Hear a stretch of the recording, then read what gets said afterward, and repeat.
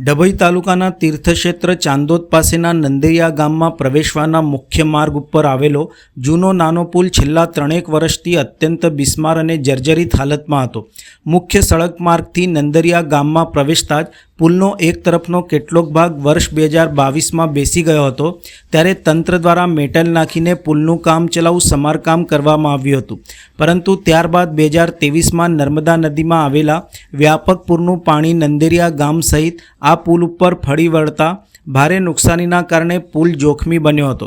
બાકી હોય તેમ ચાલુ વર્ષે ચોમાસાના પ્રારંભથી જ મેઘરાજાએ ધમાકેદાર બેટિંગ આરંભી છે, ત્યારે સતત વરસેલા સાંબેલાધાર વરસાદના પરિણામે આ પુલ વધુ ડેમેજ થઈ સંપૂર્ણ ધરાશાયી થઈ જતા નંદેરિયા ગામમાં આવન જાવન માટે નાના પુલવાળો માર્ગ સદંતર બંધ થઈ જવા પામ્યો છે।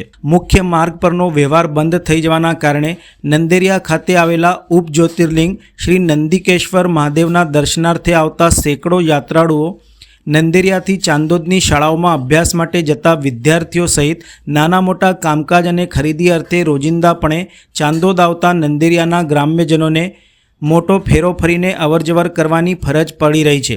તંત્ર પુલ ધરાશાયી થવાની ઘટનાની ગંભીરતાથી નોંધ લઈને યુદ્ધના ધોરણે કામગીરી આરંભે તેવી નગરજનો માંગ કરી રહ્યા છે। નંદેરિયા ગામમાં જે ગામના અંદર એન્ટર થતામાં જે નાનો બ્રિજ આવેલો હતો એ ઘણો વર્ષો પહેલાં જૂનો હતો અને એમાં વચમાં મેં 1 વર્ષ પહેલાં બી રજૂઆત કરી હતી ડભોઈ PWD ઓફિસમાં, એટલે એ લોકોએ થોડુંક કામ બી કર્યું હતું, અંદર જાય એવો રસ્તો બનાવ્યો હતો, પણ આ વરસાદ ખૂબ પડવાથી આ બ્રિજ આખો વિનાશક જમીનમાં જતો રહ્યો છે। તો આવવામાં ગામવાળાનો આવવામાં તકલીફ પડે છે, થોડુંક દૂર ફરીને આવવું પડે છે। પંચાયત તરફથી રજૂઆત એવી કરીશું તો અમને કોઈક યોજનામાં કે કંઈક યોજનામાં આ પુલનું કંઈક બનાવી આપે એવું કરીશું કંઈક, જેથી કરીને નજીકનો ટૂંક સમયમાં રસ્તો ટોચો થાય એ રીતના। નમસ્કાર।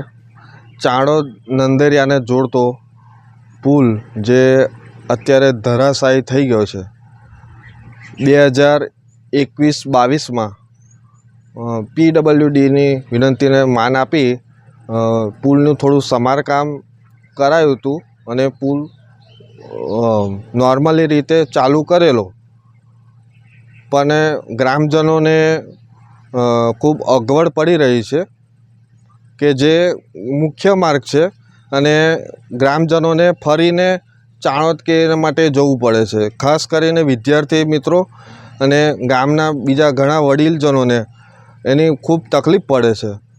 2023માં પાણી આવ્યું ત્યારે નુકસાન થયેલું?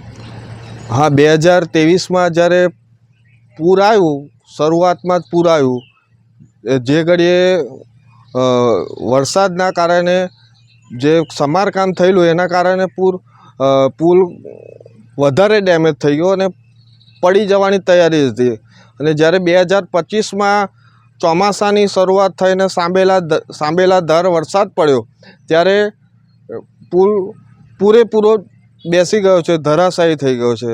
એટલા માટે તંત્રને ખાસ કરી મને વિનંતી છે કે આ પુલને નવેસરથી તૈયાર કરે અને રાબેતા મુજબ ગ્રામજનોને અગવડ ના પડે એટલા માટે આ પુલને નવેસરથી તૈયાર કરે।